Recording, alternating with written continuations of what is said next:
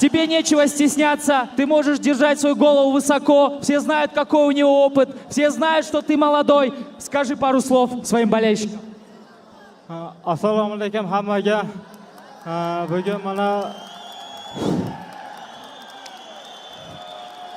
mana bugun bizlar shuncha insonlar kuzatib kelib tomosha qilib turibdi. Hammalarga rahmat. Mana shu bizning O'zbekiston qo'llab-quvvatlab turganlaringga shunchalik. Bizlarni ichki ishlar MMA federatsiya akalarga ham rahmat.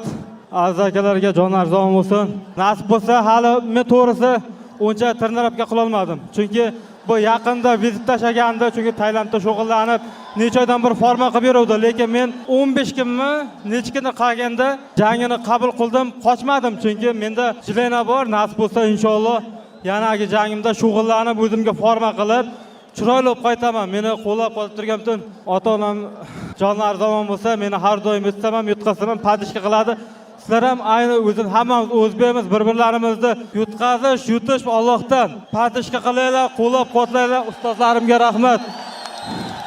Mana bu Ilat Xomiyga rahmat, men sponsorim. Padishka qilib har doim yomon yaxshi kunlarda ham padishka qilib turibdi. Hali bu yutqazish narsa emas. Alloh izniylab yanagi sizlarni xursand qilaman. Barchalarga rahmat.